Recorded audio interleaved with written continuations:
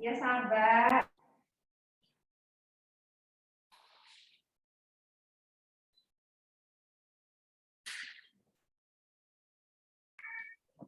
Oke, baik. Gimana bisa kita mulai kuliah kita?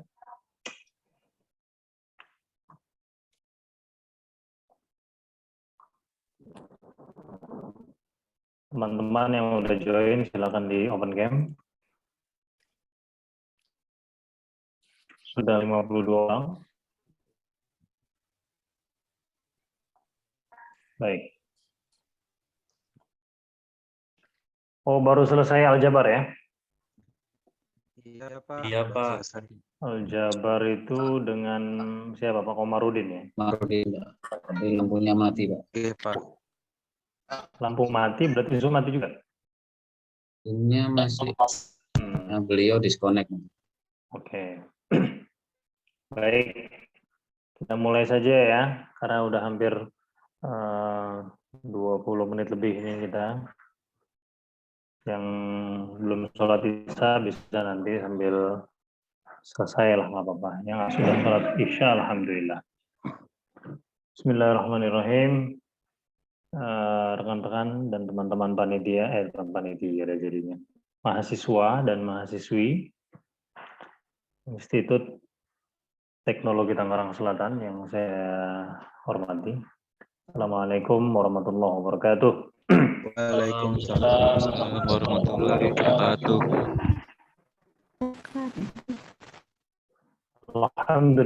Alhamdulillahilladzi arsala rasulahu bil huda wa dinil haqq liyudhhirahu 'ala dini kullihi wa kafa billahi shahida. Asyhadu an la ilaha illallah wa asyhadu anna Muhammadan 'abduhu wa rasuluh.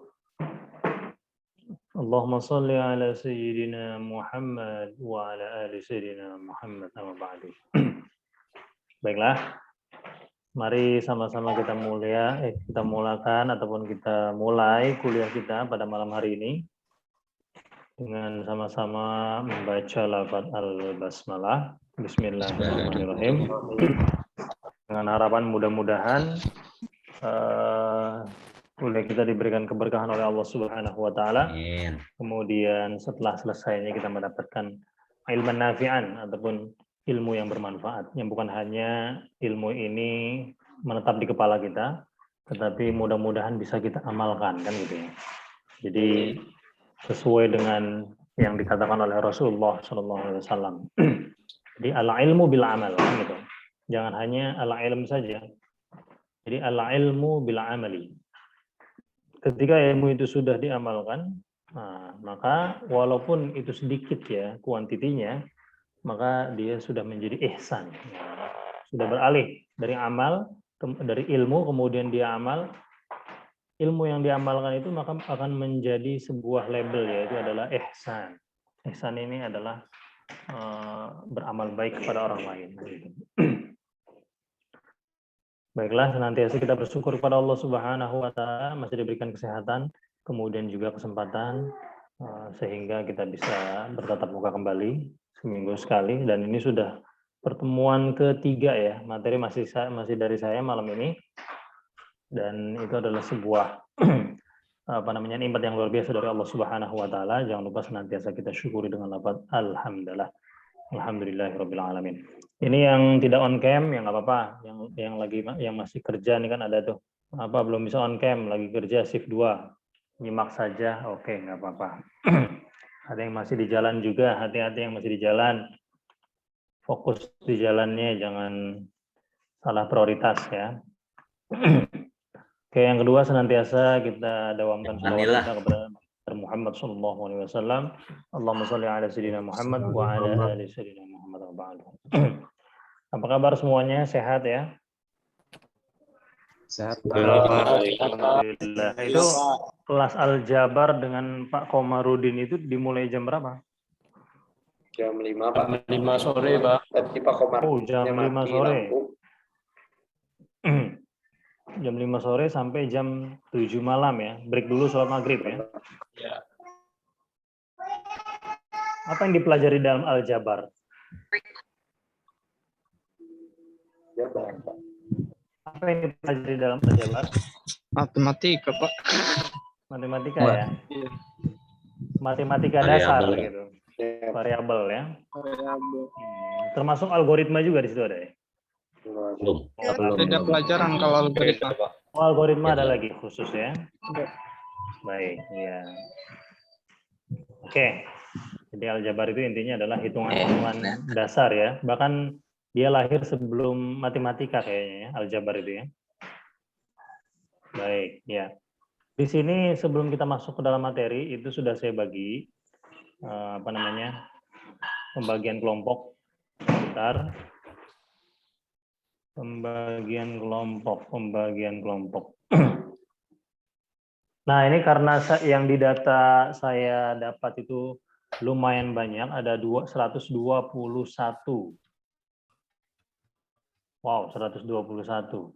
Kemarin sudah saya sampaikan ke Pak Agung, kayaknya nggak nyampe segitu udah Pak. Tapi itulah yang ada di data, itu pun sudah dikurangin dengan teman-teman yang non-muslim juga. Gitu. Jadi intinya tidak apa-apa, data biar data ya.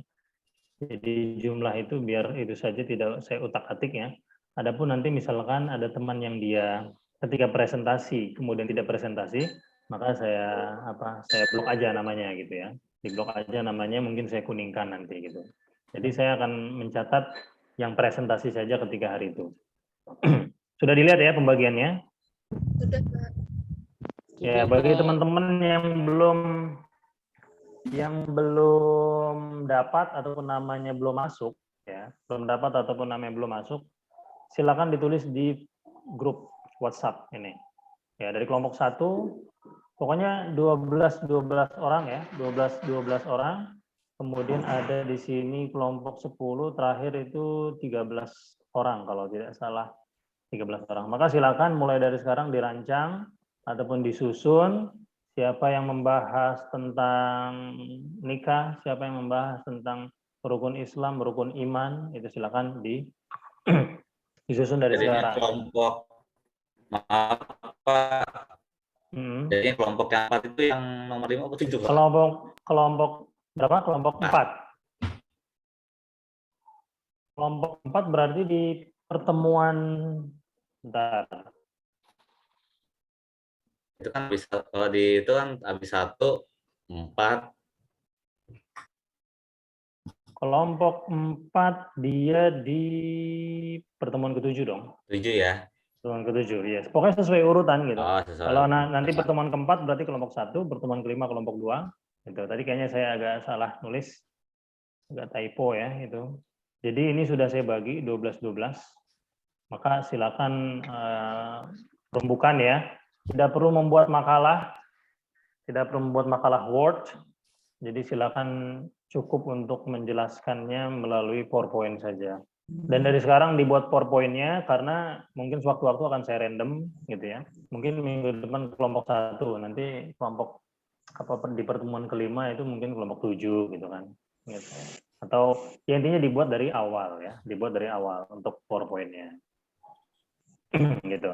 Kemudian apa saja yang dilakukan? Ya presentasi seperti biasa, dan saya mau semuanya mempresentasikan. Jadi pembagiannya, Pak, saya khusus moderator aja nih Pak. Jadi cuman mengatur, membuka, menutup, dan mengatur sirkulasi diskusi, pertanyaan-pertanyaan. Gitu. Siapa yang bertanya saya catat. Gitu. Oh tidak, semuanya wajib berbicara. Semuanya memiliki hak yang sama untuk berbicara. Bukan hak ya. Kewajiban yang sama untuk berbicara. Maka nanti ketika, ya gampang lah, nggak usah saya absen malam ini semuanya, nanti ketika presentasi saja di absennya. Gitu. Jadi nanti setiap kelompok ini harus ada koordinatornya.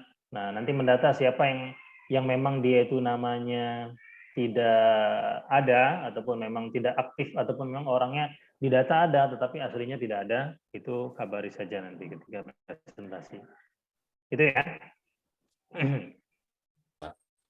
Bisa dipahami insya Allah untuk tugas ya. Insya Allah bisa Pak.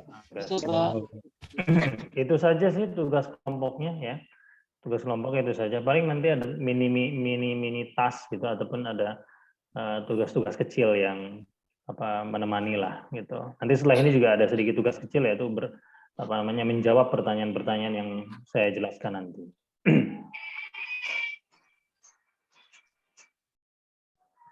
Oke. Sebentar ya.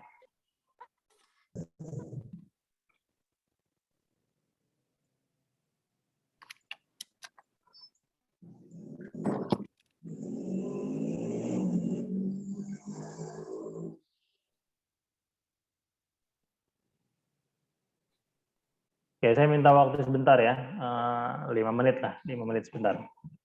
Ada yang datang ini.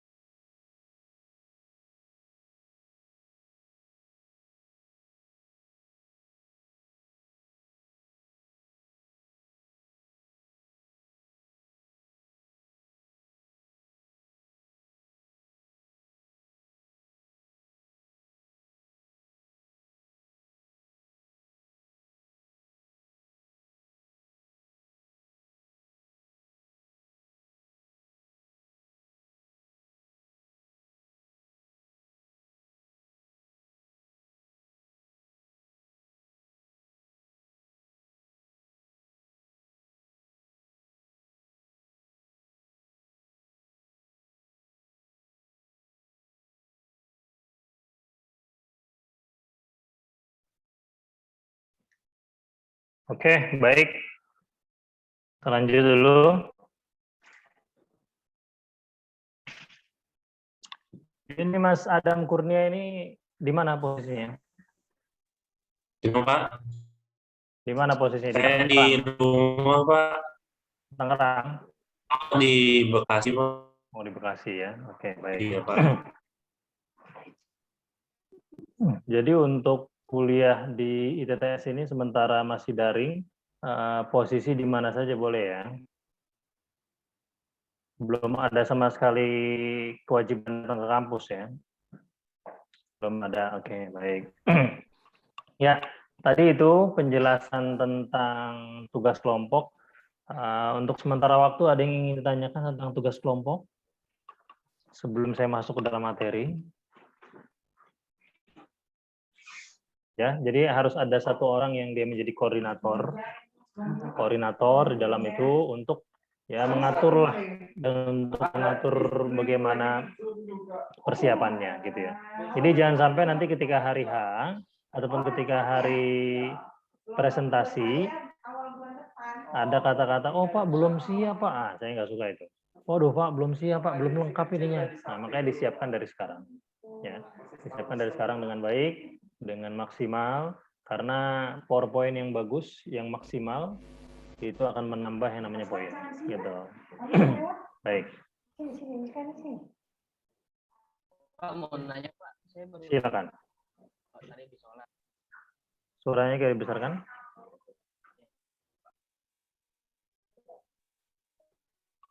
Halo, saya kedengaran Pak. Ya. Ya. Oh ini Pak, saya kan baru nyimak nih kelompok 1 presentasinya pertemuan keberapa Pak ya? Pertemuan minggu depan, Senin depan. Jadi sekarang tanggal 18, Senin depan itu tanggal berapa? 22, 23, 24, 25 kalau nggak salah. 25 ya. 25. Jadi nanti dari 12 orang itu dibagi ya. Dibagi, katakan misalkan ada 15 slide, berarti satu orang satu slide gitu. Tapi jangan hanya membaca ya. Jangan just not reading, it's not just reading, but you have to explain, harus menjelaskan, harus memahamkan. Nah, bagaimana kan beda kan antara membaca teks dan memahamkan kepada orang. Gitu. Itu Mas Angga ya? Iya Pak. Oke. Ada lagi? Ini sengaja saya tidak kemarin ada ya dosen yang nanya, Pak ini kalau Bapak bagi kelompok dipisah nggak laki-laki perempuan sama laki-laki perempuan itu dipisah? Oh enggak, karena kan masih online kan gitu.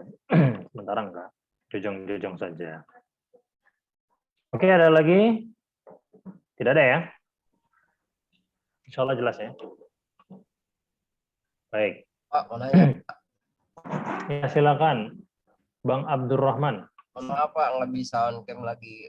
Kurang enak badan juga kondisi. Ya. Untuk tugas kelompok yang ini nih, berarti yang kita kelompok 1 juga belum tentu di minggu depan. Kan Bapak bilang tadi random ya kan Pak? Bisa jadi kelompok yang lain dulu gitu. Apa memang tetap udah pasti kami duluan gitu Pak? Kemungkinan besar sesuai urutan. Kemungkinan besar sesuai urutan ya. Jadi untuk kelompok 1, 2, 3 itu masih sesuai urutan lah. Nanti ke depannya setelah kelompok 3 presentasi ya mungkin saya random gitu. 80% sesuai urutan kemungkinan. Pak, Ya. Pak.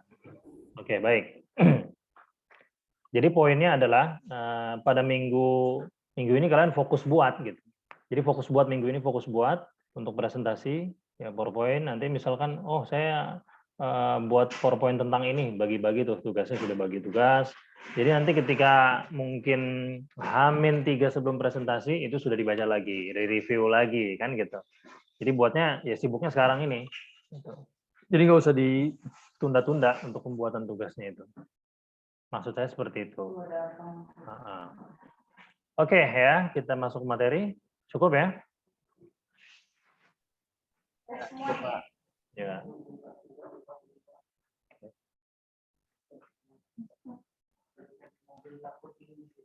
Enggak apa-apa. Tapi masalahnya ntar aja. Ibu lagi makan.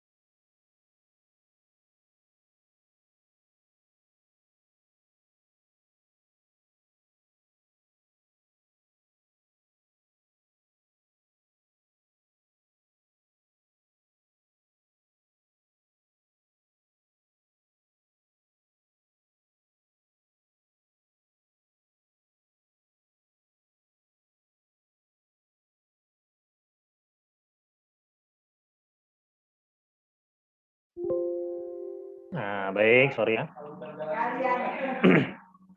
Malam ini kita masuk ke dalam judul manusia antara paradigma Barat dan Islam.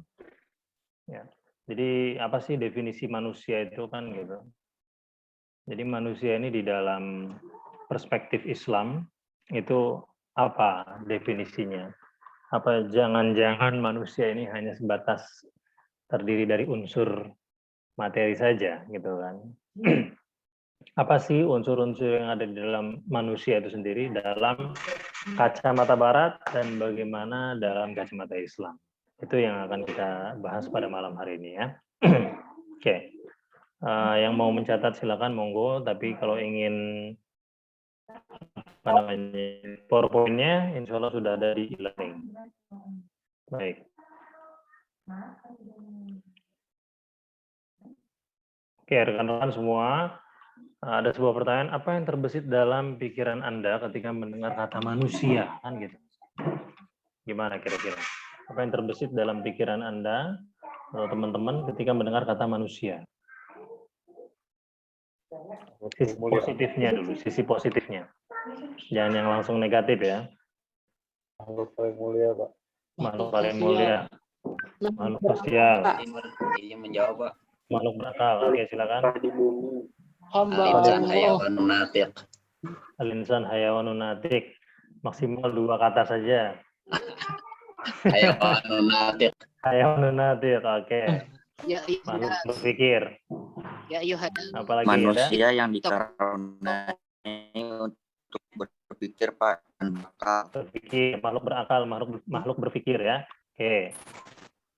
Dia mulia, Oke, dia makhluk mulia, Pak, ahsani manusia. taqwim, betul sekali. Jadi banyak ya sebetulnya jawaban-jawaban itu ya. Karena di sini ada 69 perspektif, ada 69 kata, ada 69 kepala. Ketika kita diberikan untuk mendefinisikan dan bertanya kepada 69 kepala itu, maka ya insya Allah 69 itu memiliki perspektif masing-masing. Makanya ketika kita berbicara ataupun kita bertanya, katakan tentang apa sih definisi filsafat itu. Nah, setiap filsuf ataupun setiap filsuf, arti apa namanya filsuf itu memiliki definisi masing-masing. Ketika ada 100 filsuf, maka ada 100 definisi dari filsafat. Terkadang itu terjadi di dalam disiplin ilmu yang lain. Gitu. Yang pertama adalah Abdullah. Nah, manusia di dalam perspektif Islam itu adalah hamba Allah. Abdullah, ya kan? Apa Abdullah itu? Hamba Allah. Hamba Allah ini adalah hamba sahaya, bukan dikatakan budak ya. Jangan diartikan sebagai budak, tetapi hamba Allah yaitu adalah makhluk yang memang tujuan hidupnya adalah menyembah kepada Allah Subhanahu wa taala. Kan gitu. Kemudian tadi ada yang mengatakan makhluk sosial, betul sekali. Nanti ada definisinya secara sosial ya, karena dia tidak bisa hidup sendiri dan perlu yang namanya ada interaksi dengan makhluk yang lain ataupun dengan masyarakat yang lain. Kemudian apalagi? Dia memiliki gagasan, gitu. Manusia itu memiliki gagasan untuk bersaing ataupun untuk menyuarakan yang namanya pemikiran dia. Tidak akan menjadi sebuah peradaban yang maju ketika tidak ada sebuah pikiran ataupun pemikiran yang mana pemikiran itu dijadikan sebuah kebijakan, gitu. Dijadikan sebuah tindakan. Gitu. Jadi di dalam diri manusia, di dalam kepala manusia itu ada yang namanya gagasan ataupun ra'yun dalam bahasa Arab ya. Ada yang namanya al-ara kan gitu. Maka ketika manusia tidak memiliki gagasan, dipertanyakan eksistensi dia sebagai manusia. Kemudian belajar. Manusia ini adalah makhluk yang belajar. Maksudnya belajar dari apa? Belajar dari kesalahan-kesalahannya. Belajar dari apa yang dia lihat kan gitu. Apa yang dia dengar, apa yang dia rasakan, ya kan? Kemudian apa yang dia ketahui, itu dia senantiasa belajar gitu. Maka belajar ini tidak sebatas di mana kita duduk seperti ini, belajar dan mendengarkan apa yang diterangkan oleh dosen, apa yang diterangkan oleh guru kita di dalam kelas. Itu definisi belajar yang sangat sempit kalau menurut saya. Definisi belajar yang terlalu sempit. Sekarang kita buka lagi yang namanya belajar itu dengan makna dan arti yang lebih luas. Bahwasanya belajar itu bisa dari mana saja sumbernya, bahkan dari seekor anjing saja kita bisa belajar, kan gitu ya. Dari seekor kumbang saja kita bisa belajar. Dari seekor lebah saja kita belajar, gitu. Maka never ending learning, never ending studying, kan gitu. Jadi belajar ini kata pepatah Arab itu minal mahdi ilal lahdi, gitu. Minal mahdi ilal lahdi. Dari buayan hingga liang lahat. Itu, ya. Definisi atau manusia sebagai makhluk yang senantiasa belajar. Kemudian berpikir, nah ini berpikir. Kalau tidak berpikir ya mau apa gitu ya. Maka di tingkatan berpikir itu dia menganalisis, ya kan? Menganalisis mana kira-kira hal yang perlu saya lakukan lebih dulu, skala prioritas kan gitu. Dipikir-pikir dulu gitu. Maka dikatakan di dalam Al-Qur'an, "Inna fi khalqis samawati wal ardi wa ikhtilafil laili wan nahari la ayatin liulil albab." Sesungguhnya di dalam penciptaan langit dan bumi, kemudian silih bergantinya siang, la ayat, senantiasa ada tanda-tanda bagi orang-orang yang mau berpikir, bagi orang-orang yang ingin yang senantiasa berakal, berpikir. Ulil albab itu adalah berpikir. Orang-orang intelektualis gitu ya. Ingin mendapatkan derajat ulil albab, maka haruslah kita berpikir sebelum mengambil sebuah tindakan. Gitu.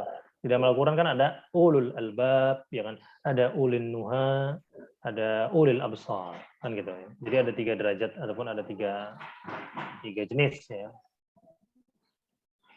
Baik. Selanjutnya, manusia adalah makhluk yang paling sempurna diciptakan oleh Allah, baik secara rohani maupun jasmani, ruhan wa jismian. Malah di dalam Al-Quran mengisyaratkan bahwa manusia adalah makhluk yang paling mulia. Ya. Ada yang tahu ayatnya? Surat At-Tin. Surat At-Tin ada yang tahu ayatnya? Khalaqnal insan fi ahsani taqwim. Luar biasa, Bang Sayaf. Coba diulangi lagi.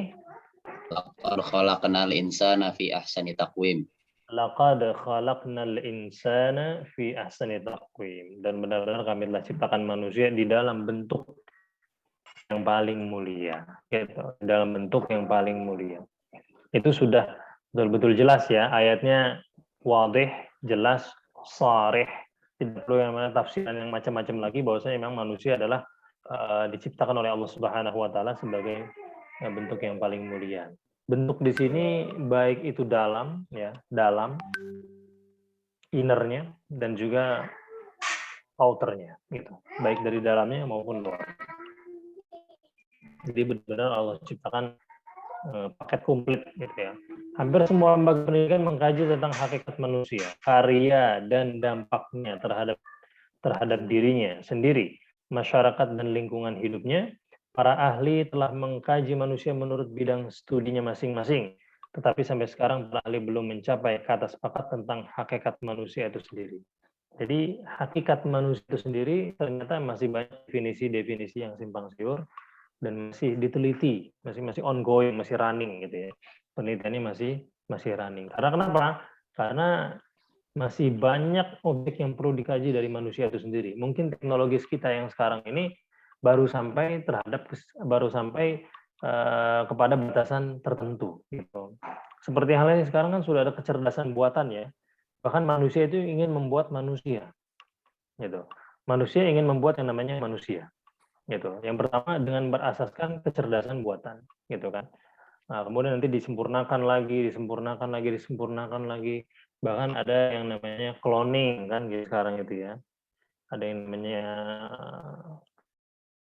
aktivitas cloning ya. Jadi bagaimana manusia itu nanti ketika mungkin dia ingin muda lagi, maka dia menggunakan yang namanya cloningnya untuk beraktivitas di luar rumah kan gitu. Baik. Sekarang kita lihat dari perspektif barat dulu ya. Kita lihat dari perspektif barat dulu. Nah, jadi macam-macam penamaan manusia oleh barat itu adalah yang pertama Homo sapien ya. Homo sapien yaitu adalah makhluk yang berakal nih, mohon maaf agak typo.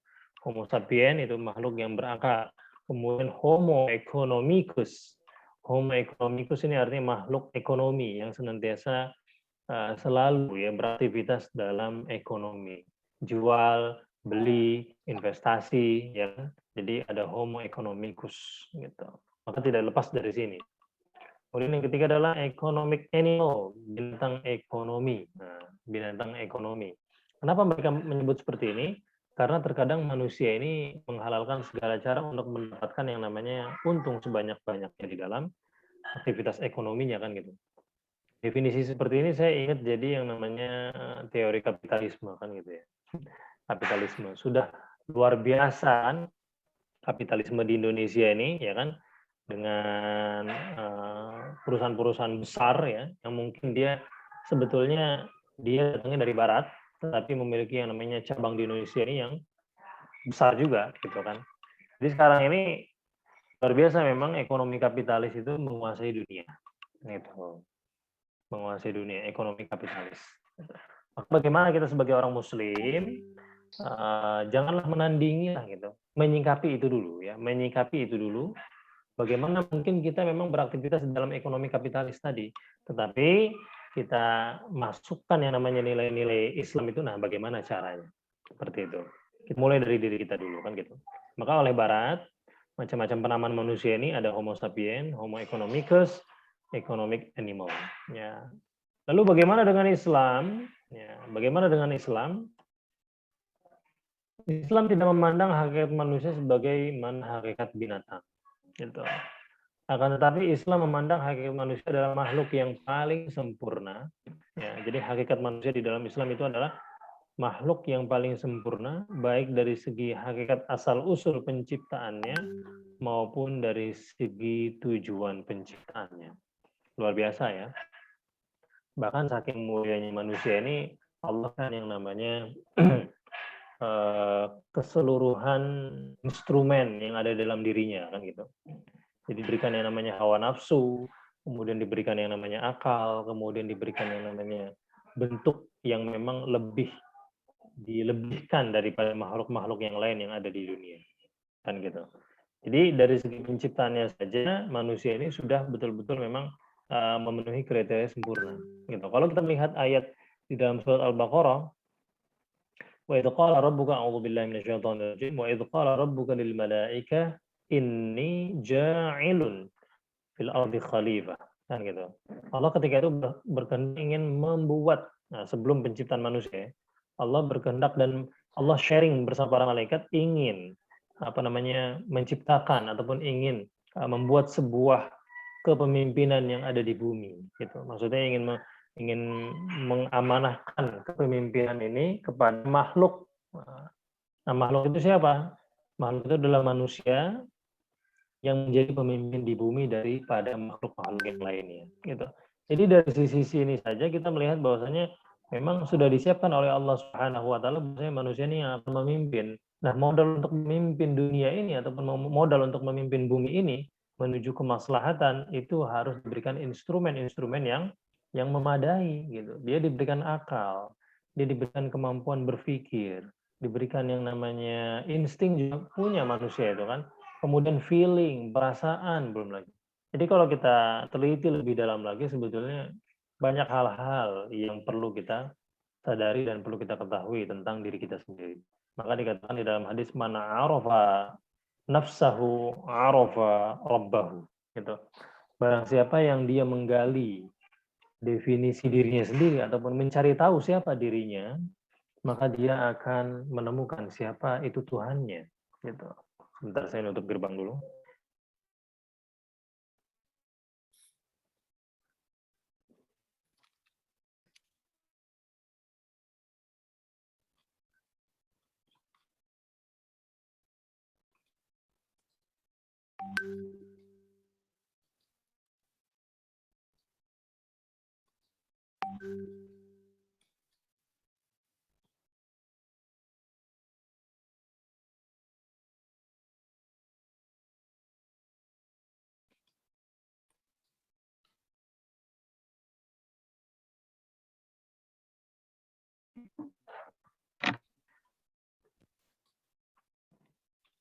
Ya, tadi saya bacakan hadis ya, mana arafa nafsahu araf rabbahu. Sebetulnya simpel itu. Tapi coba sekarang kita melihat kepada diri kita, bercermin gitu ya, bercermin. Dan ya sedikit-sedikit inilah kenapa, mengapa gitu, dengan pertanyaan-pertanyaan mengapa. Sekarang mengapa Allah menciptakan ya telinga kita nih, daun telinga kita ini menghadap ke depan, kan gitu, menghadap ke depan gitu. Itu pasti ada maksud, ya kan? Pasti ada maksud. Kemudian kenapa Allah menciptakan mata kita ini dua? Kemudian tangan kita dua, kaki kita dua berpasangan, kan gitu. Kemudian juga mulut kita satu. Nah, mulut hanya satu. Gitu. Itu di situ ada hikmah. Kemudian ada rahasia di balik penciptaan manusia itu sendiri, gitu. Kenapa nih lubang hidung kita? Nah, kan kita ketika bercermin itu kan, kenapa lubang hidung kita itu nggak ke atas gitu, ya kan? Kenapa dia menghadap ke bawah, kan gitu? Ya dari situlah kita berpikir, oh ternyata Allah ini sudah sangat luar biasa membuat yang namanya bentuk dan juga tubuh kita secara material ya, secara material ini luar biasa sempurna. Gigi kita kenapa berhenti tumbuh gitu kan? Jadi sudah menginjak umur 20, 25 itu gigi sudah tidak tumbuh lagi, maksudnya sudah tidak memanjang lagi kan gitu. Pernah ada yang lihat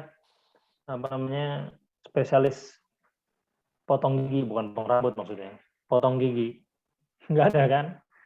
Nah, sekarang bagaimana ketika Allah Subhanahu Wa Taala membuat gigi kita itu terus tumbuh? Nah, apakah kita pernah berpikir ke situ? Alis ini, kenapa dia tidak? Ya, alis kenapa dia tidak memanjang lagi kan gitu? Hanya berhenti di sini kan gitu? Hanya kumis, rambut, kemudian jenggot saja yang memanjang, itu kan? Maka dari situ nanti kita akan menemukan yang namanya jawaban-jawaban. Kita dibuatkan telinga oleh Allah Subhanahu Wa Taala menghadap ke depan, nah kan gitu. Agar memang ketika kita mendengar, kita melihat siapa yang berbicara di depan kita, gitu.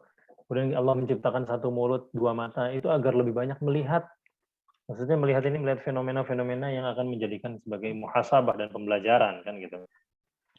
Kemudian mulut satu, nah berarti diciptakan mulut satu ini agar lebih meminimalisasikan berbicara, lebih baik mendengar kan gitu, lebih baik mendengar, berbicara dikurangi kan gitu. Jadi kalau kita melihat diri kita saja bercermin, insya Allah ada yang namanya sebuah jawaban dari Allah Subhanahu wa taala bahwasanya ini loh kamu saya ciptakan kamu itu sempurna. Gitu. Maka man arafa nafsahu arafa rabbahu. Oke. Nah, di sini udah mulai masuk lagi. Nah, pandangan ilmuwan barat dan Al-Qur'an tentang hakikat manusia. Nah, ini terbalik. Ini terbalik, harusnya yang barat ini di sini ya. Yang barat ini dia lebih cenderung materialisme. Nah, barat ini lebih cenderung materialisme. Jadi dalam pandangan barat manusia ini adalah makhluk yang materialistis, ya, penuh dengan kematerialistisan, gitu. Karena apa yang ada dalam kepalanya ini adalah tentang angka-angka dan jumlah-jumlah sebuah keuntungan, kan gitu. Itu betapa materialistisnya kita ataupun betapa materialistisnya manusia di dalam perspektif barat itu dibuktikan dengan apa yang memang sekarang terbukti dan terjadi di dunia barat, di Eropa dan di Amerika. Kemudian dia biologis, makhluk biologis. Kemudian yang ketiga adalah binatang berotak ataupun binatang yang berpikir. Gitu, binatang berpikir. Dalam Islam, manusia adalah makhluk sempurna, kemudian berakal, kemudian memiliki ruh. Kira-kira manusia ini memiliki berapa unsur yang ada di dalam dirinya? Berapakah unsur yang ada di dalam diri manusia? Nah, kira-kira ada yang ingin menjawab?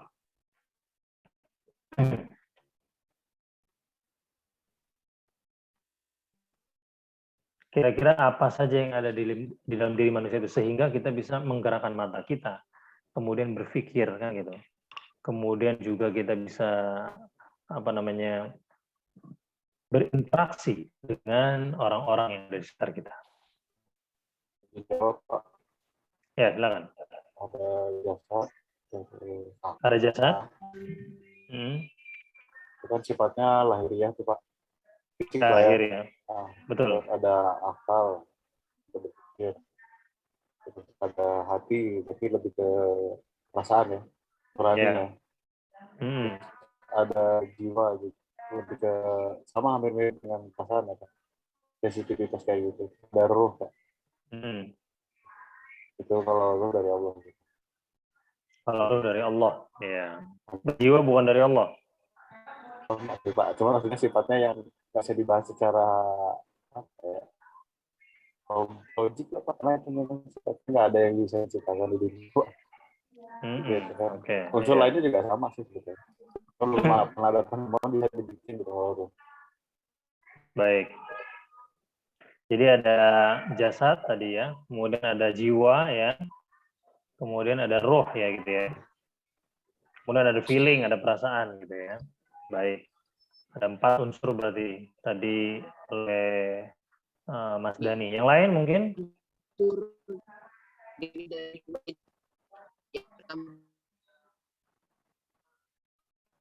Yang pertama?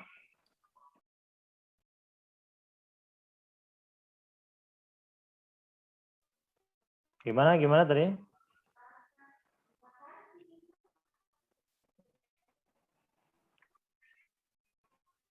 Halo? Oke, yang lain. Yang perempuan ini belum ada suaranya kayaknya ini. Ada di sini banyak kan? Ada Mbak Desi, ada siapa lagi? Mbak Ita, Mbak Wulan, ya kan? Kemudian Mbak Puji Astuti. Tadi yang disampaikan sama Mas Dani itu lumayan komprehensif ya, lumayan mencakup. Kalau saya baca dari tulisan Fakhruddin Ar-Razi ya, salah satu ulama dalam Islam juga yang concern di dalam kejiwaan ya, psikis manusia. Manusia ini terbagi menjadi 3. Yang pertama jasad. Jasad ini hardware-nya ya. Jasad ini adalah hardware-nya, perangkat-perangkat kerasnya gitu. Kemudian yang kedua adalah roh. Roh ini yang menggerakkannya gitu. Roh ini adalah ya seperti halnya baterainya yang menggerakkan si jasad itu. Gitu. Kalau kita analogikan seperti halnya komputer mungkin dia adalah listriknya ya. Listrik yang bisa menyalakan komputer itu. Tanpa listrik maka dia tidak akan menyala, tidak akan berfungsi kan gitu. Kemudian menurut Fakhruddin Ar-Razi dikatakan lagi yang ketiga adalah jiwa, an-nafas. An-nafas. Ada an-nafas. Nah, nafas ini apa, Pak? Nafas ini softwarenya. Nafas ini softwarenya. Ada yang namanya software di situ. Wah, saya nggak terlalu paham nih. Bisa dibully nanti saya kalau ngomongin software di sini kan. Iya.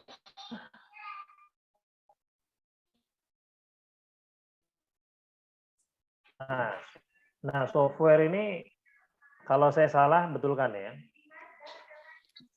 Microsoft itu software bukan? Operasi. Software, Pak. Software, Pak. Software ya. Alhamdulillah betul.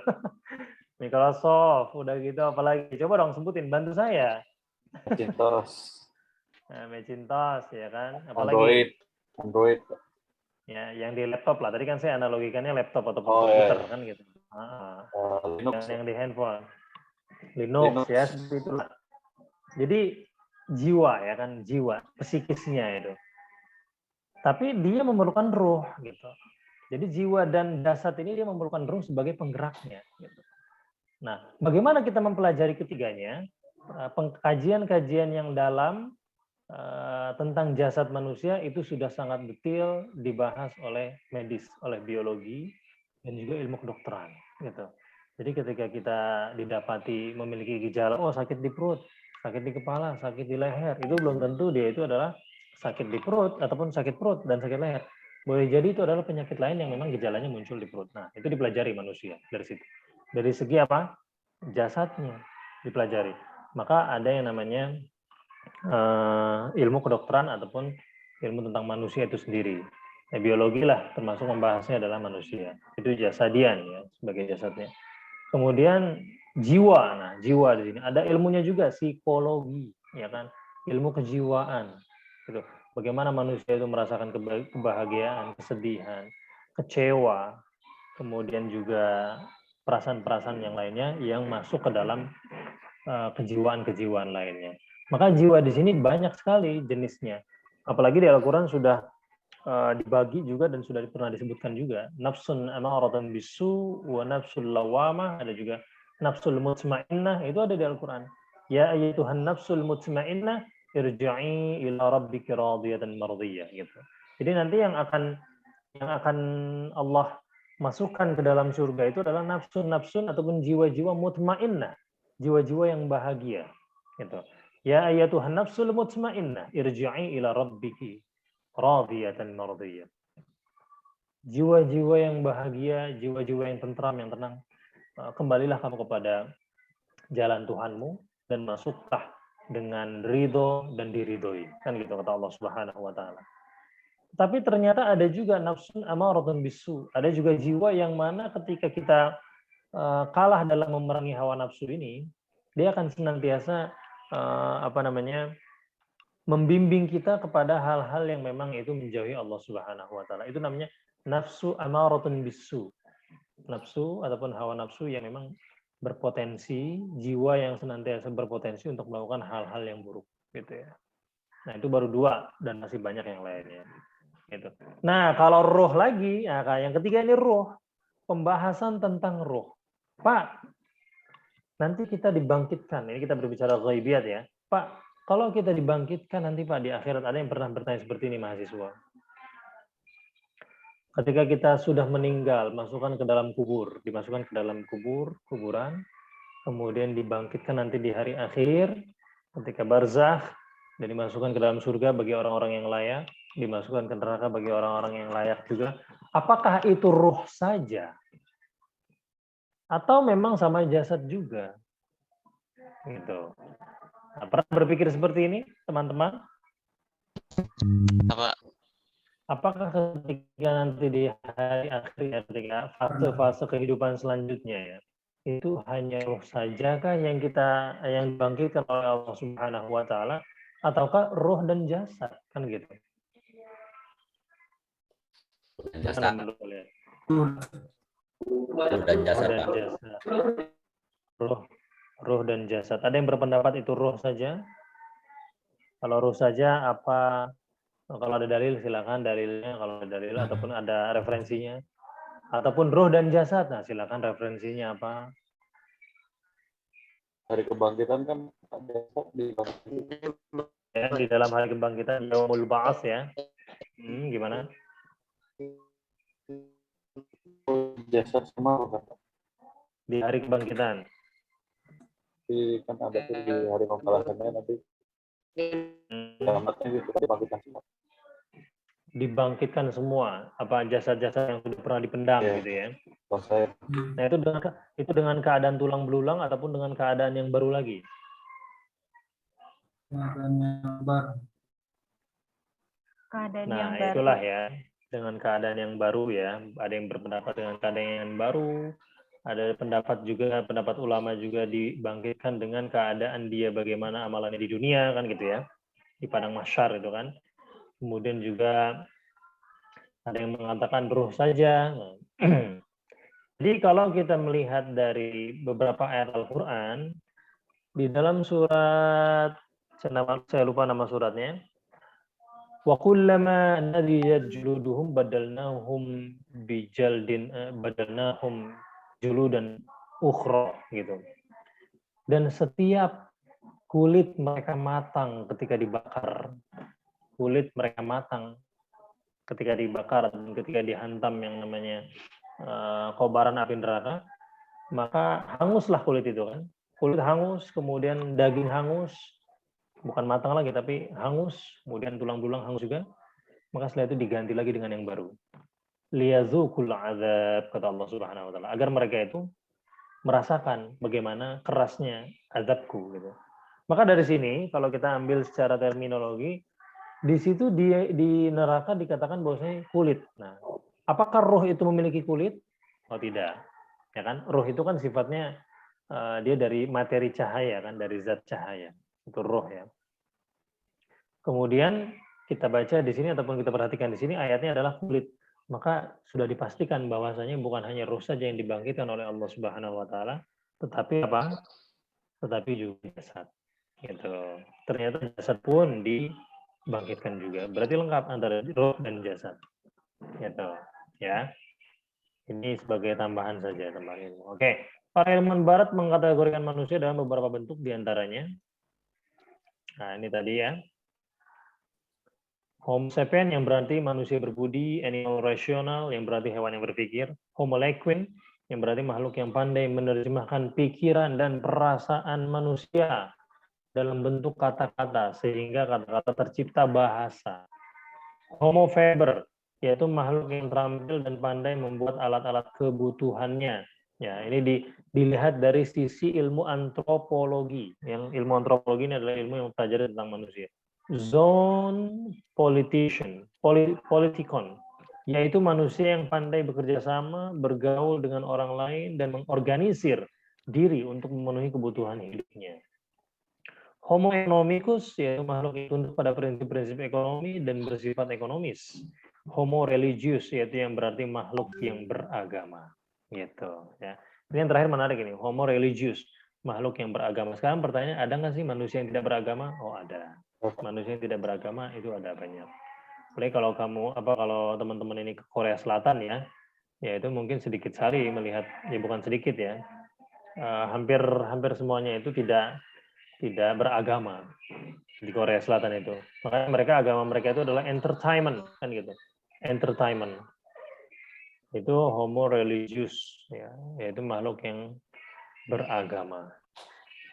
Oke ya, jadi ini menurut pandangan siapa? Pandangan para ilmuwan barat ya, para pandangan ilmuwan barat. Baik, mengapa manusia hanya sebatas materi kan gitu?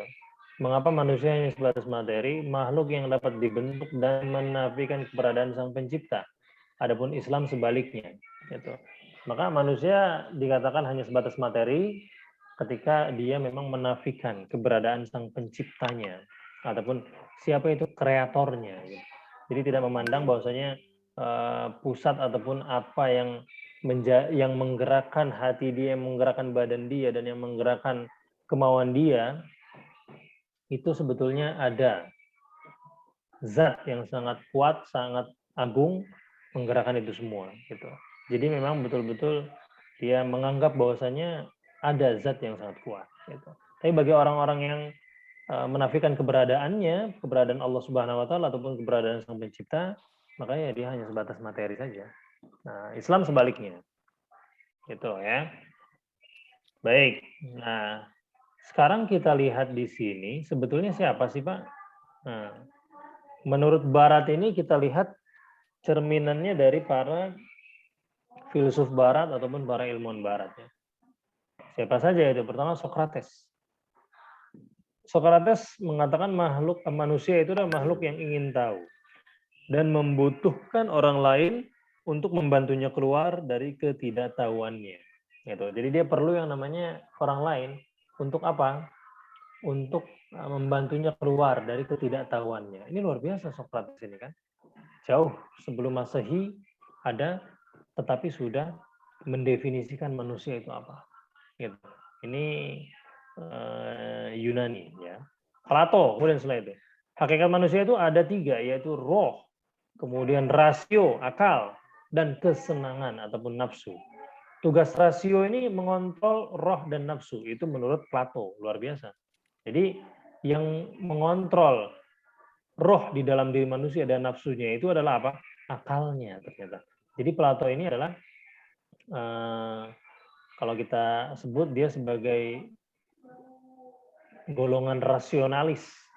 Golongan rasionalis yang memang betul-betul mengedepankan pikiran ya. Rasionalis, betul-betul rasionalis. Baik, ini menurut Plato, definisi ataupun hakikat manusia itu sendiri. Kita agak tarik ke sini, ya, kita agak tarik ke sini ke zaman ke abad pertengahan. Ini ada René Descartes. René Descartes ini mengatakan manusia menyadari keberadaannya karena ia berpikir. Nah, ini platonis banget berarti dia ini. Ya, René Descartes ini memang betul-betul dia termasuk yang platonis juga, salah satu filsuf Barat yang platonis. Karena dia memiliki sebuah moto cogito ergo sum. Cogito ergo sum. Ada yang tahu artinya? Saya berpikir, maka ada. Ya. Ketika manusia itu berhenti berpikir, maka eksistensinya dipertanyakan. Gitu. Karena itu manusia memiliki emosi yang bervariatif seperti cinta, benci, senang, gembira, keinginan, dan lain sebagainya. Ini menurut René Descartes.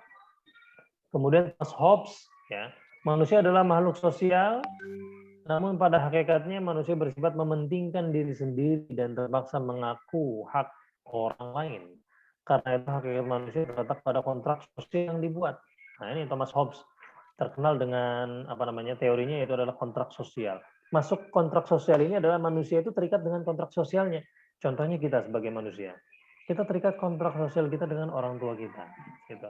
Maksudnya apa? Kita memiliki hutang jasa gitu. Nah, dengan hutang jasa tersebut manusia harus memenuhinya. Memenuhinya dengan apa? Memenuhinya dengan membuat bahagia orang tuanya kan gitu. Membuat bahagia bosnya, memenuhi yang namanya kepenuhan perusahaannya, target-target perusahaannya. Itu ada kontrak sosial. Jadi satu tubuh manusia menurut Thomas Hobbes ini memiliki kontrak sosial kepada banyak orang. Itu menurut Thomas Hobbes. Oke. Kemudian John Locke. Jiwa manusia ketika dilahirkan bersih, kemudian diisi oleh pengalaman-pengalaman yang didapatnya semasa hidup. Maka pengalamanlah yang paling menentukan keadaan manusia. Ini menurut John Locke. Iya betul juga ya kalau kita pikir-pikir ya. Karena memang apa yang kita rasakan, kita lihat, kita lakukan berbasis dari pengalaman juga kan gitu. Maka tidak salah sebuah pepatah mengatakan experience is the best teacher kan gitu. Experience is the best teacher. Ya pengalaman itu adalah praktik lah kita ambil kata singkatnya ya. Jadi manusia itu harus menjalani hidupnya dengan praktik-praktik, bukan hanya teori saja.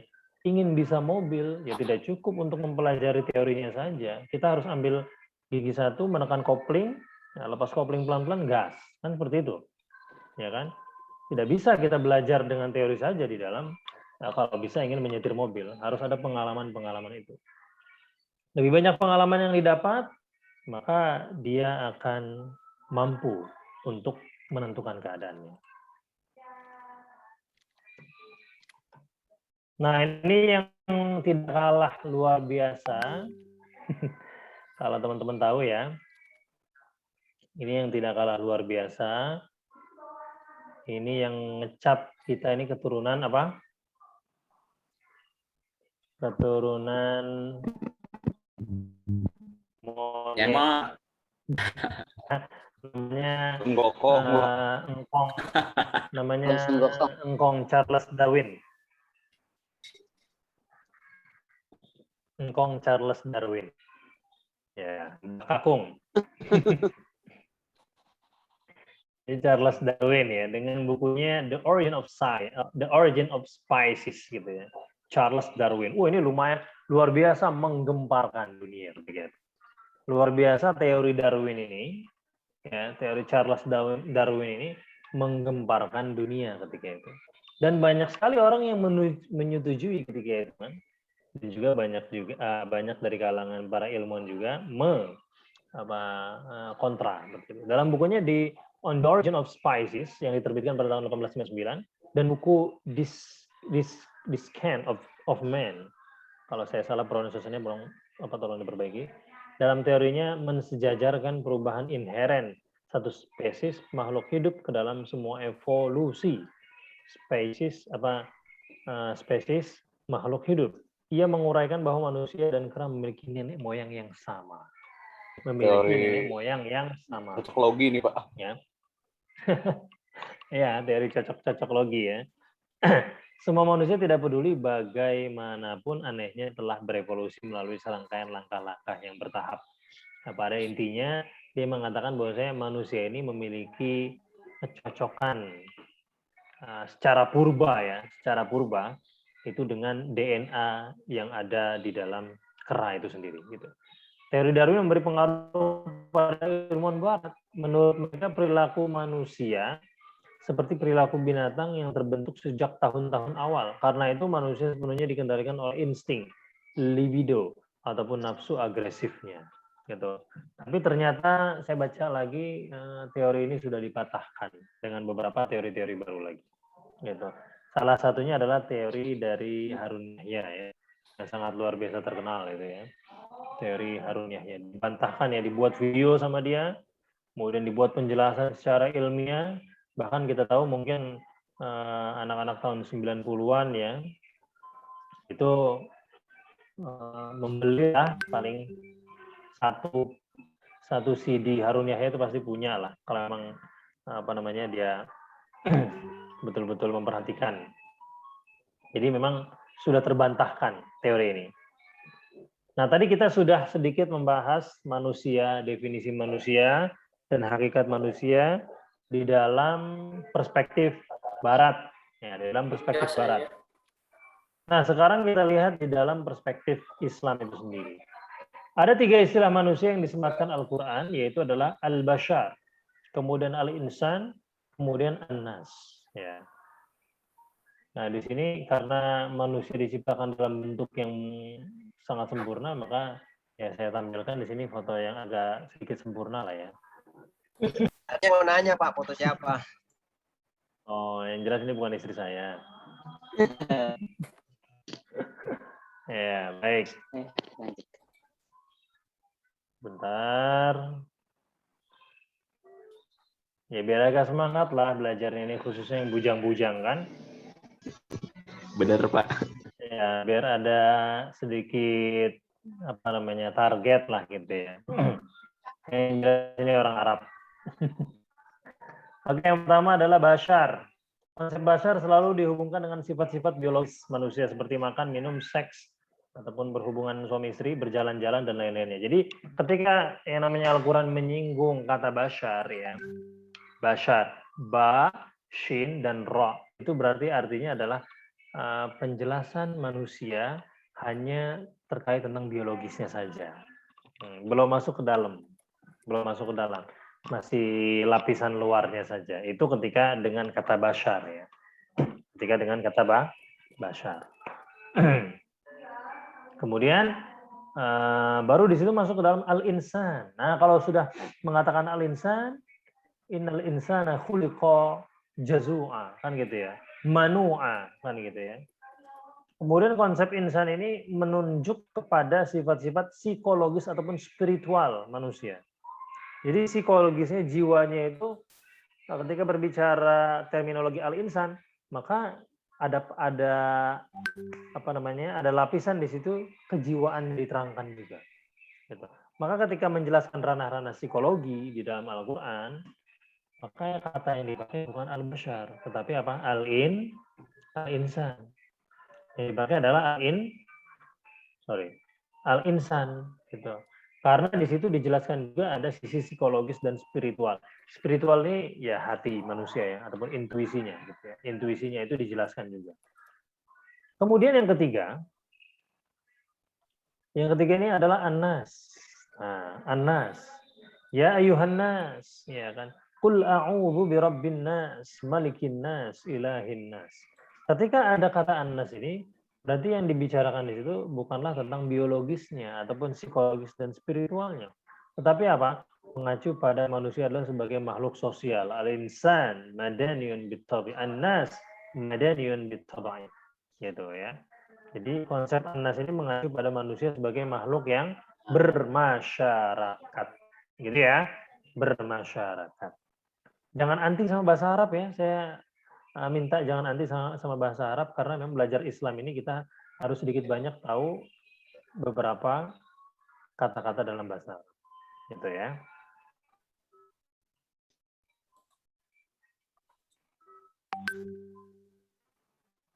Oke. Kemudian di sini yang pertama tadi al-bashar, banyak ayat yang menunjukkan kelompok sosial dengan karakteristiknya. Ayat ini lazimnya dikenal dengan ungkapan wa minan nasi, dan di antara sebagian manusia. Wa minan nasi, ditemukan kelompok manusia yang menyatakan beriman tetapi sebetulnya tidak beriman, kan gitu ya. Kemudian yang menyekutukan Allah, yang hanya memikirkan dunia, kemudian juga dan lain-lainnya, meskipun ada sebagian manusia yang rela mengorbankan dirinya untuk mencari keridhaan Allah Subhanahu wa taala. Kan gitu. Kemudian yang kedua dengan ungkapan aksarun nas, nah, bahwa sebagian besar manusia mempunyai kualitas rendah, baik dari segi ilmu juga. Gitu.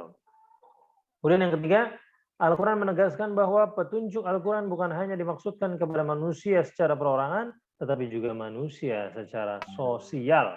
Karena sering dihubungkan dengan petunjuk ataupun Alkitab. Gitu. Jadi ini penjelasan dari kata an-nas.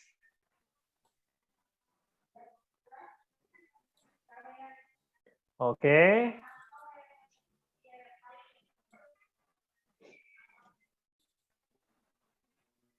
Al-bashar. Tadi an-nas ya. Unsur material ia sepadan dengan matahari, hewan dan tumbuhan, dengan sendirinya ia musayyar, tunduk kepada takdir Allah Subhanahu wa taala. Kemudian insan dan nas berkaitan dengan aturan ilahi, ia dikenai aturan-aturan tetapi diberikan kekuatan untuk tunduk dan melepaskan diri darinya. Ia dengan sendirinya mukhayyar. Mukhayyar ini dapat memilih.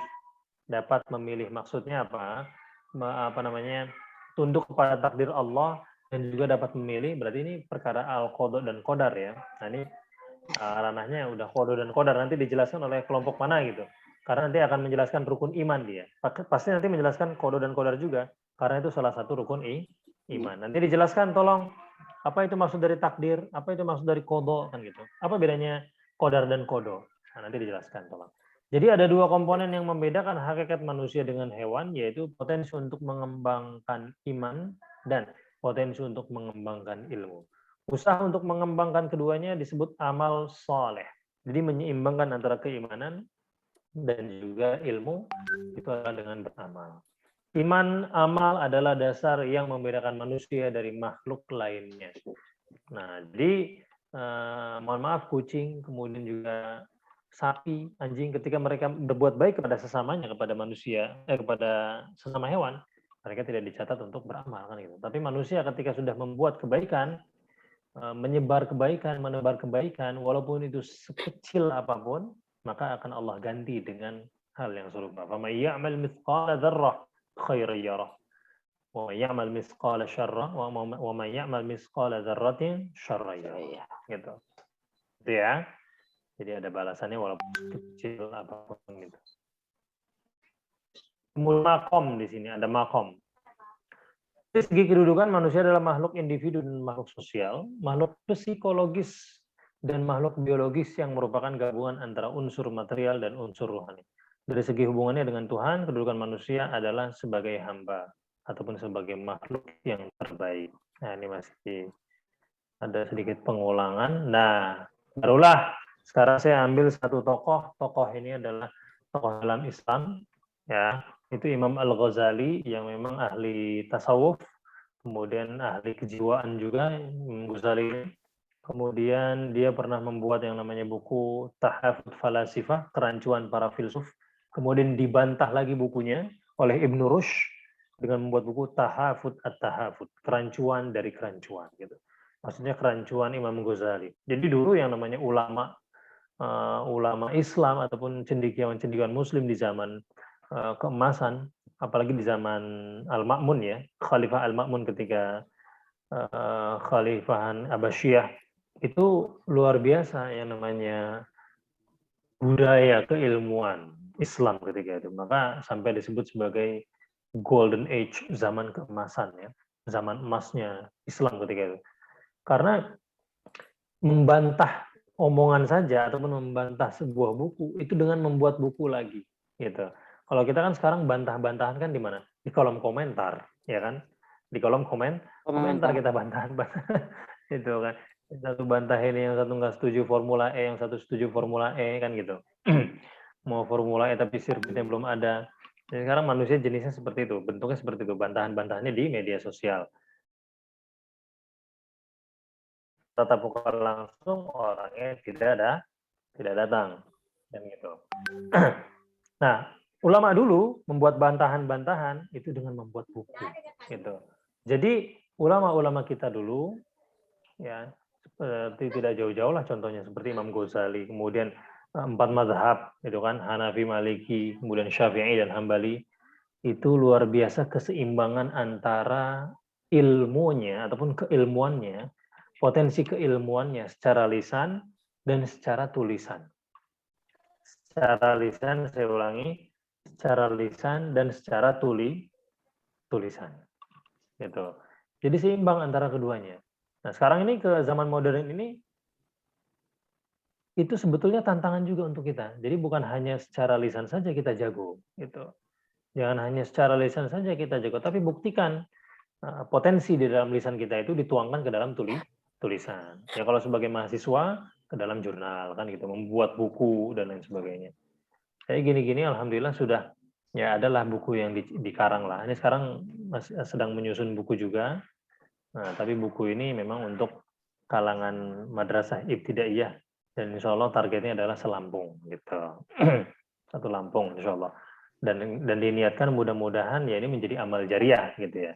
Jadi ketika sebuah kebaikan kita buat dan kita sebarkan, itu kita niatkan sebagai amal jariah. Apa kata Imam Ghazali? Pertama, dia membagi golongan manusia menjadi 4 golongan. Rajulun yadri wa yadri annahu yadri. Nah, ini rajulun yadri wa yadri annahu yadri. Maksudnya apa? Ini adalah peringkat tertinggi ya, makanya saya tulis ini 100%. Orang ini bisa disebut alim, mengetahui kepada orang, ataupun artinya dulu, seseorang yang tahu atau berilmu dan dia tahu kalau dirinya itu tahu ataupun dirinya itu berilmu. Gitu. Jadi orang ini disebut sebagai alim, mengetahui. Jamaknya ataupun bentuk banyaknya adalah ulama. Ya, ulama. Jadi alim itu satu orang, ulama itu berbagai orang dari kumpulan alim. Maka Majelis Ulama Indonesia itu kumpulannya orang-orang yang alim. Kepada orang ini yang harus kita lakukan adalah mengikutinya. Apalagi kalau kita masih termasuk dalam golongan orang yang awam, gitu ya, yang masih butuh banyak diajari, maka sudah seharusnya kita mencari orang yang seperti ini, dijadikan sebagai guru, dijadikan sebagai mursyid, dijadikan sebagai pembimbing, dijadikan sebagai ya guru spiritual dan lain sebagainya. Duduk bersama dengannya akan menjadi pengobat hati. Gitu. Jadi ketika kita kita duduk, kita berinteraksi, bergaul dengan orang yang berilmu, maka insya Allah sedikit banyak ilmunya itu akan tersebar ataupun terpapar kepada kita. Gitu ya. Ya kita gaul ataupun bergaul dengan orang penjual minyak wangi, akan insya Allah kebauan juga ataupun akan wangi juga kan gitu ya. Jadi yang pertama, rajulun yadri wa yadri annahu yadri. Baik. Kemudian yang kedua, rajulun yadri wa la yadri annahu yadri. Rajulun yadri wa la yadri annahu yadri. Seseorang yang tahu ataupun seseorang yang berilmu, dia ini berilmu, Pak. Gitu. Tapi dia tidak tahu kalau dirinya itu berilmu. Ya, untuk model ini bolehlah kita sebut dia seumpama orang yang sedang tertidur. Sikap kita kepadanya membangunkannya, menyadarkannya. Manusia yang memiliki ilmu dan kecakapan, tetapi dia tidak pernah menyadari kalau dirinya memiliki ilmu dan kecakapan itu sendiri. Gitu. Jadi dengan tidak menyadari itu, kadang dia minder. Gitu. Padahal dia berilmu. Atau mungkin dia orangnya sedikit pendiam, kan gitu. Maka tidak ketahuan yang namanya ilmunya. Tapi kalau sudah diberikan kesempatan untuk berbicara, wah keluar semua ilmunya kan gitu. Terkadang kita menemukan orang yang sebenarnya memiliki potensi yang luar biasa, tapi ia tidak tahu kalau memiliki potensi itu, gitu ya. Karena keberadaan dia seakan tidak berguna selama dia belum bangun manusia ini sukses di dunia, tetapi dia merugi di akhirat, gitu. Karena dengan ilmunya tadi, ya dia kan bisa mengangkat derajat keluarganya, bisa mengangkat derajat dirinya sendiri, bisa memberikan manfaat kepada orang lain, kan gitu. Maka bagi orang-orang yang belum sadar dari kondisi ini, tugas kita adalah menyadarkannya. Gitu. Kemudian yang ketiga, rajulun la yadri wa yadri annahu yadri. Nah, wa yadri annahu la yadri. Ini orang tahu diri ya. Jadi seseorang yang tidak tahu ataupun dia belum berilmu, dia tidak berilmu ataupun belum berilmu, tapi dia tahu alias dia sadar diri dan tahu diri kalau dia itu tidak berilmu. Gitu. Jadi dia sebetulnya ya tidak terlalu berilmu sangat lah, tidak pintar-pintar amat lah, tetapi dia sadar diri. Tidak ujuk-ujuk selalu pengen tampil di depan. Dia merasa ada orang yang lebih cocok ataupun ada orang yang lebih pantas, ada orang yang lebih worth it untuk duduk di posisi itu kan gitu. Jadi menurut Imam Ghazali jenis manusia ini masih tergolong baik, ya. Masih tergolong apa? Masih tergolong baik menurut Imam Ghazali. Karena walaupun dia tidak berilmu, dia tahu diri. Sebab jenis manusia yang bisa menyadari kekurangannya. Dia bisa mengintrospeksi dirinya dan bisa menempatkan dirinya di tempat yang sepantasnya. Karena dia tahu dirinya tidak berilmu, maka dia belajar. Ya. Dengan belajar itu sangat diharapkan suatu saat dia bisa berilmu dan tahu kalau dirinya berilmu. Manusia seperti ini sengsara di dunia, tetapi bahagia di akhirat. Bukan saya yang mengatakan, tetapi siapa? Imam Ghazali. Baik, itu rajulun la yadri wa yadri annahu la yadri. Barulah yang keempat ini, ya, ini kapasitas dia 10-20% saja. Rajulun la yadri wa la yadri annahu la yadri. Seseorang yang tidak berilmu dan dia tidak tahu kalau dirinya itu tidak berilmu. Gitu. Ini yang paling rendah. Ini yang paling di bawah derajatnya menurut Imam Ghazali. Inilah adalah jenis manusia yang paling buruk.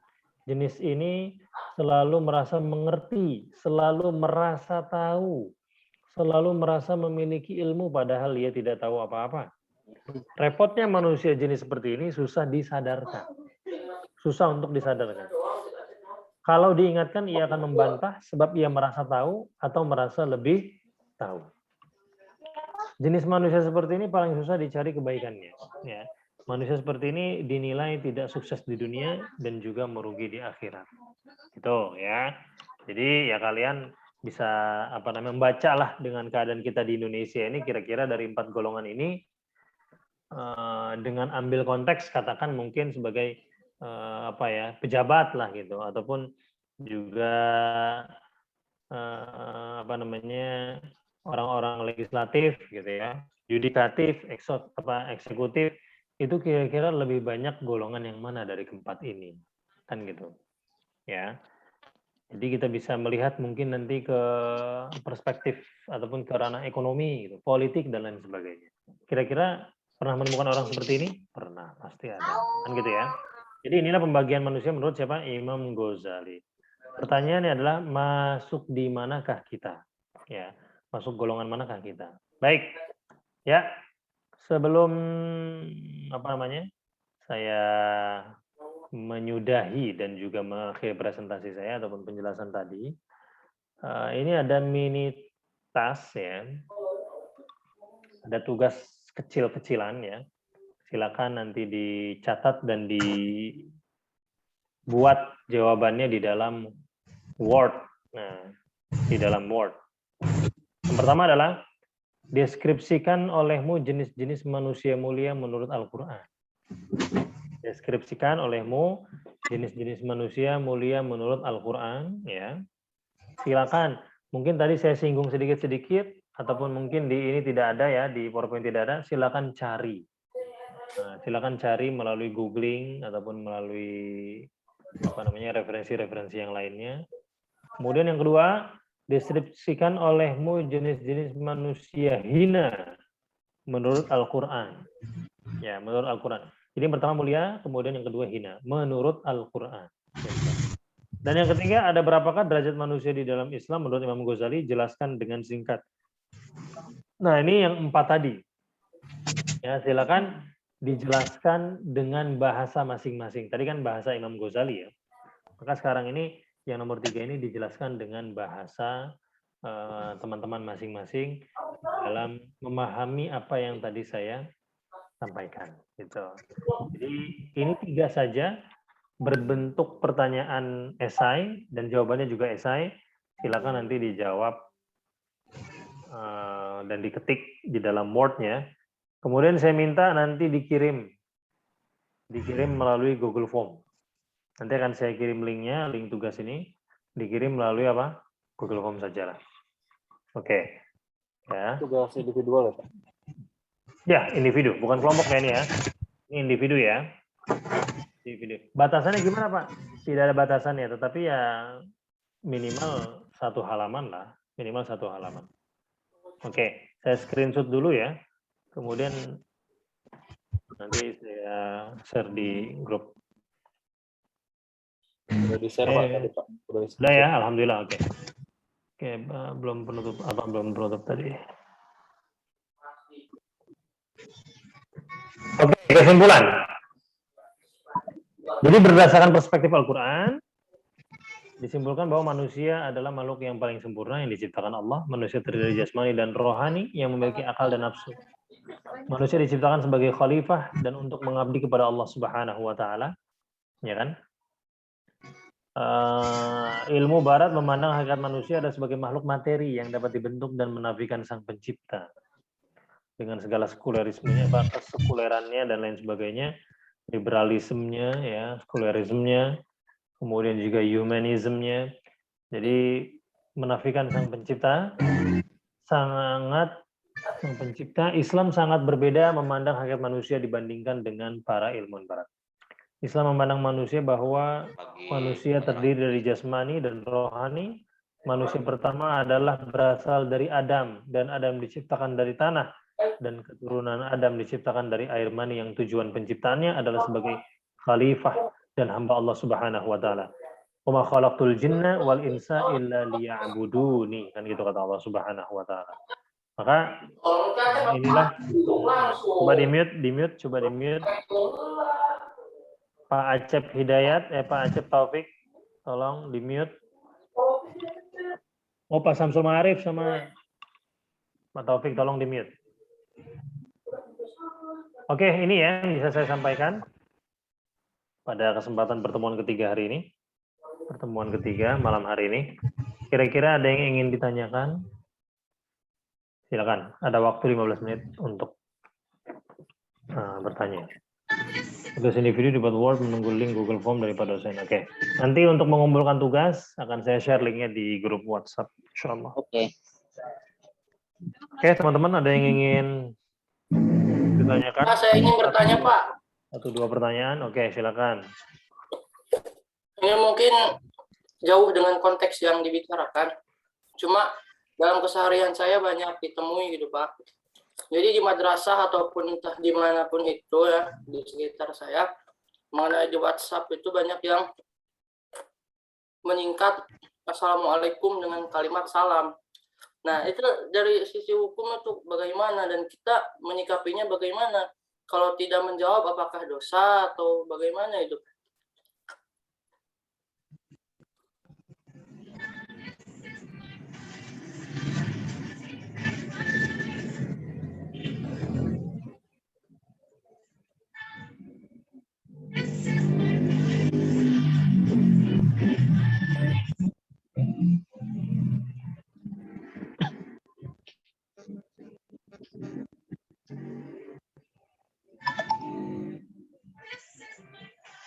Tolong di mute ini Pak Samsul Ma'arif, Mas Samsul.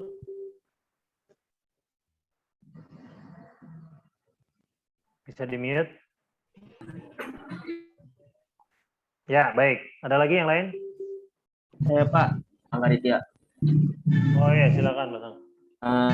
Tadi kan Pak menjelaskan tentang filsuf Barat ya. Menurut Bapak, boleh Kak kita ngambil ilmu dari filsuf Barat tadi? Misalnya ada buat beradu argumen gitu Pak.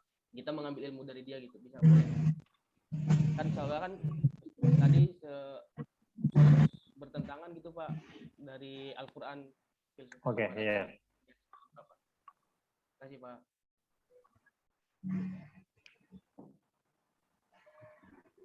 Ini tolong Mas Pak Samsul Ma'arif, ada ini kan di sini ada ITTS podcast ini, minta tolong untuk di mute dulu karena saya bukan co-host jadi nggak bisa nge-mute.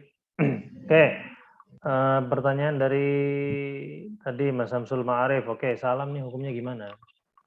Salam di dalam WhatsApp itu ya. Menjawabnya bagaimana gitu ya. Ada yang mengatakan bahwasanya dia menjawabnya adalah fardu kifayah gitu. Apabila di salamnya ini adalah disampaikan kepada sejumlah kelompok, disampaikan kepada sejumlah golongan manusia yang lebih dari 2. Gitu. Fardu kifayah berarti ketika sudah ada yang menjawab 1 orang, ya sudah orang-orang yang lainnya tidak dipenuhi kewajiban ataupun tidak dibebani kewajiban untuk menjawab. Gitu. Jadi kalau sudah ada salah satu menjawab ya sudah, hilanglah kewajiban orang-orang yang lainnya yang ada di dalam grup itu. Gitu. Kemudian ketika yang namanya salam itu disampaikan secara individual ya.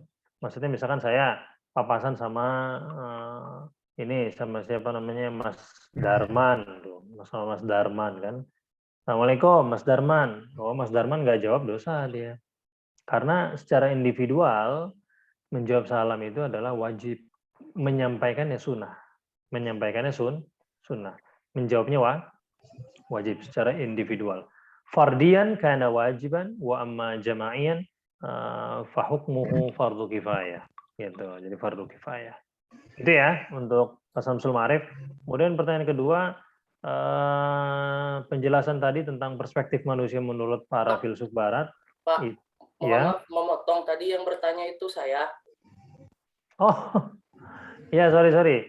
Dan yang bertanya ini, Mas Acep ya. Konteksnya itu satu lagi. Yang menyampaikan salam itu bukan dengan kalimat Assalamualaikum. Dengan atau apa gitu, tapi dengan kalimat salam gitu, dengan kata salam.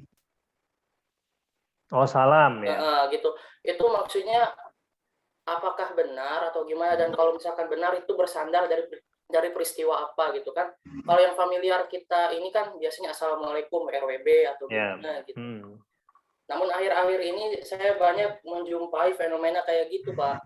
Iya, kalau ucapannya cuma salam saja, sebetulnya tidak dijawab pun itu tidak mengapa-ngapa ya, ataupun tidak masalah gitu. Karena dia hanya memotong ya, dia memotong ucapan. Kan ketika salam itu Assalamualaikum warahmatullahi wabarakatuh. Kalau kita artikan kan itu panjang dan memiliki makna yang sangat luar biasa dalam kan gitu. Tapi kebanyakan orang ini karena terlalu panjang jadi salam saja.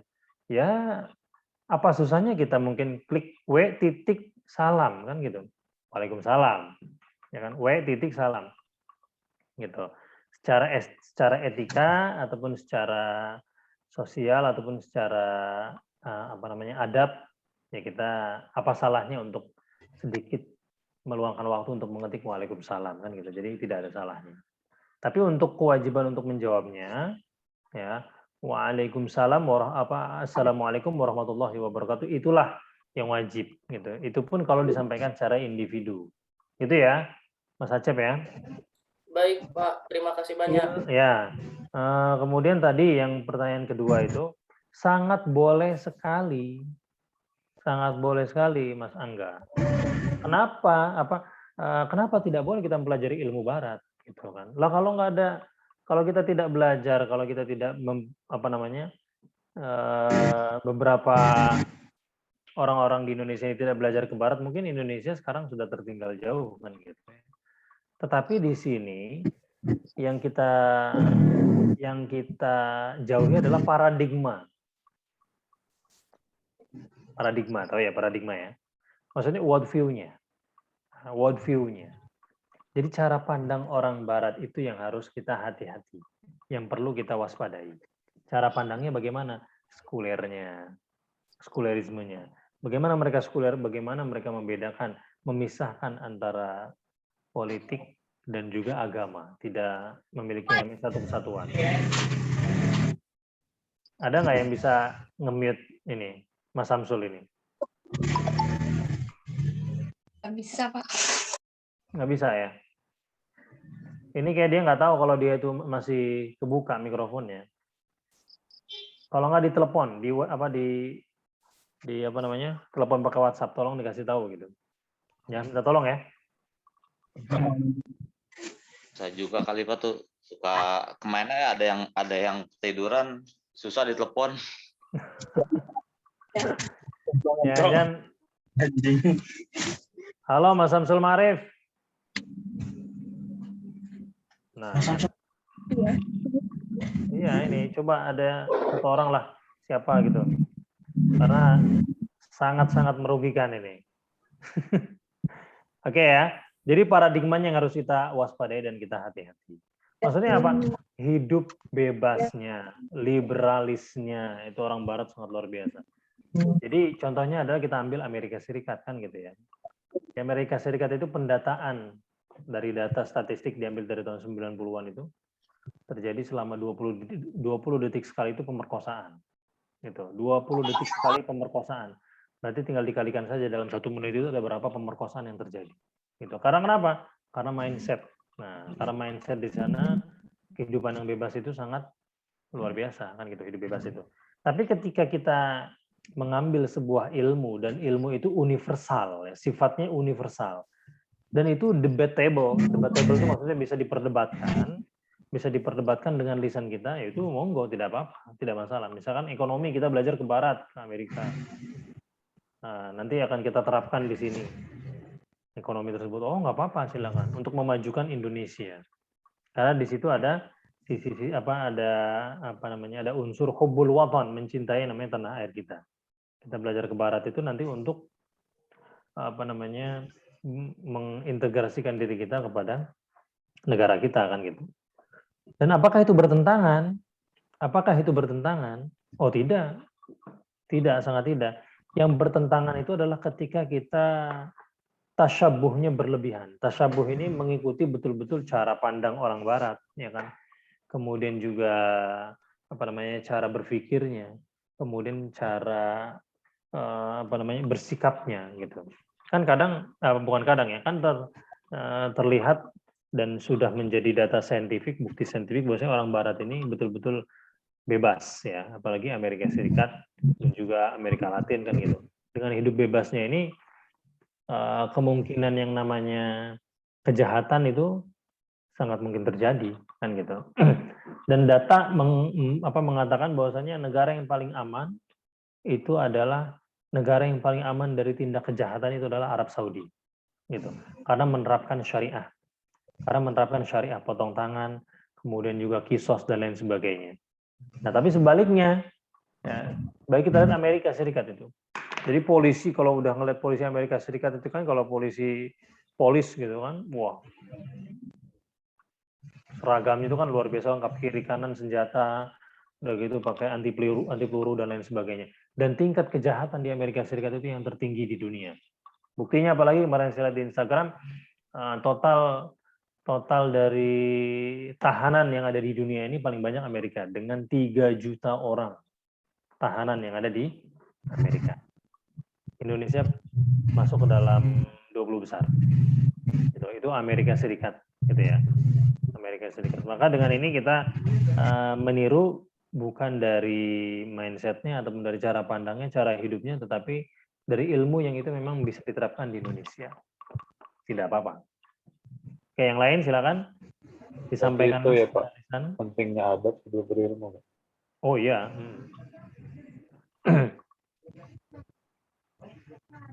Ada lagi di chat ini apa? Bagaimana hukumnya menjawab salam non-Islam? Bagaimana hukumnya menjawab salam non-Islam? Salamnya yang bagaimana dulu? Ya, salamnya salam mereka atau salam kita? Kalau salam dari salam Assalamualaikum warahmatullahi wabarakatuh ataupun Assalamualaikum, mereka nyampaikan tidak apa-apa, tidak masalah kita jawab. Ya, tidak masalah kita. Kalau salam Pancasila Pak gimana Pak yang gini Pak? Salam Pancasila. Gimana? Salam Pancasila. Nah, saya nggak tahu jawabannya itu karena belum ditentukan juga hukumnya. Ya kan? Nah, nanti ini Pak Daud Firdaus silakan tanya ke orang yang mencetuskan itu kan gitu. Jauh Pak, tinggi di atas orangnya. Iya, salam Pancasila ya, sempat rame itu kan. Sama apa sekarang ini? Kepak sayap kebinekaan ya. Oke, baik, silakan. Yang lain. Atau udah jam 9 ini, luar biasa. Cukup ya? 3 penanya ya? Cukup, Pak. Bahwa cukup dan Pak Dani ini nih, lebih penting adab atau ilmu, Pak? Lebih adab. Adab atau ilmu, Pak? Adab. Iya, adab. Ayo, lebih penting adab atau ilmu? Adab, Pak. Adab, kalau ilmu ya? kalau nggak dipakai sama aja, Pak. Ya, Makanya di atas ilmu, Pak. Adab Ya, sebelum makanya ilmu sebelum amal. Kalau saya ilmu, Pak. oh ilmu ya, baru setelah itu adab ya. Karena untuk Adab sebelum ilmu, adab itu kan ilmu sebelum amal. ilmu, Pak. Ya kan? Adab tuh belum tentu ada yang benar apa enggaknya belum tentu gitu. Tapi dengan berilmu, jadi otomatis manusia itu akan pasti punya adab, ya istilahnya yang lebih baik lah gitu. Berilmu itu beradab. Adab itu relatif gitu ya. Ya, berarti ada adab yang negatif dan adab yang positif ya. Jadi ketinggalan Pak, boy. Baik. Tidak beradab kalau itu. Adab, yang penting itu adab, nasinya adab, boy. Nah, akhirnya ketutup juga itu. Sudah. Akhirnya ketutup juga itu. Baik ya. Jadi itu kuliah kita malam hari ini. Intinya adab fauqal ilm ini kalian harus tahu juga siapa yang mengatakan kan gitu. Itu perkataannya Imam Malik. Ya, perkataannya Imam Malik. Ya, ataupun mujtahid mutlaknya madhab Maliki. Jadi bukan hadis Nabi ya. Jangan sampai ini dianggap sebagai hadis Nabi. Al-adab fauqal ilm. Gitu. Jadi adab yang didahulukan sebelum ilmu. Gitu. Kemudian ilmu sebelum amal. Jadi ada urutan-urutannya kan gitu. Maka kalau kita kembali kepada orang-orang yang berguru kepada gurunya di zaman-zaman dulu, ya zaman-zaman apa namanya Mbah Hashim gitu kan, zamannya kiai-kiai kita yang dulu, guru-guru kita dulu, itu mereka sowan dulu ke rumah pak kiainya, ke rumah gurunya sebelum mereka ingin berilmu, ingin mengambil ilmu darinya gitu. Jadi mencoba yang namanya integritas dulu sama guru, kemudian mencoba yang namanya suhbah dulu sama gurunya, gitu. Ya, jadi menguji yang namanya kesetiaan dulu sama guru. Entah itu dikasih tugas apa saja, belum belajar itu, belum buka kitab kuning ataupun belum buka buku, tapi mencoba bagaimana memuaskan perasaan guru dulu. Itu adab seperti itu. Ya, jadi adab. Ingin lebih jelas bagaimana silakan baca di dalam buku Ta'lim Muta'alim. Ta'lim Muta'alim itu lengkap dan luar biasa dijelaskan di situ. Kalau tidak paham bahasa Arab, silakan, ada terjemahannya banyak gitu kan. Ataupun mungkin sekilas melihat di Google juga bisa. Gitu. Oke ya. Jadi sangat penting sekali adab sebelum yang namanya ilmu, kemudian ilmu sebelum amal. Gitu. Oke, kita cukupkan kuliah kita pada malam hari ini. Dan sangat luar biasa sekali ya. Walaupun yang bertanya hanya 3, ternyata ini di chat juga saya nggak tahu nih. Saya nggak berani bukalah, nanti panjang lagi nanti kuliah kita kan. Nanti silakan di chat saja ataupun di WhatsApp saja. Oke, teman-teman semua, untuk dokumentasi saya ingin coba ambil gambar dulu. 3 kali ngambil gambar ini. Yang mau wajahnya terlihat silakan open cam, yang nggak terlihat juga silakan. Oke, slide pertama. Saya nggak tahu teman-teman ada di slide berapa. Ya, jadi ya buka aja lah. Dan jangan lupa senyum. Oke, 1, 2, 3. Saya share di grup.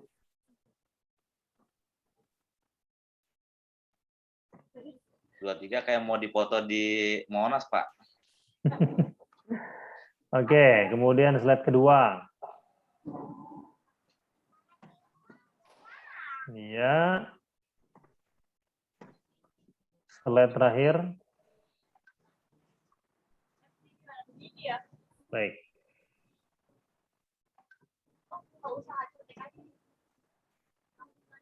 Oke, ya itu saja kuliah kita pada malam hari ini. Mari kita tutup dengan bersama baca alhamdulillahirabbil alamin. Subhanakallahumma bihamdika asyhadu an la ilaha illa anta astaghfiruka wa atubu ilaik. Terima kasih untuk kehadirannya dan semoga sehat-sehat semuanya. Amin. Saya akhiri wabillahi taufiq wal hidayah. Assalamualaikum warahmatullahi wabarakatuh. Waalaikumsalam warahmatullahi wabarakatuh. warahmatullahi wabarakatuh. Terima kasih, Pak. Terima kasih, Pak.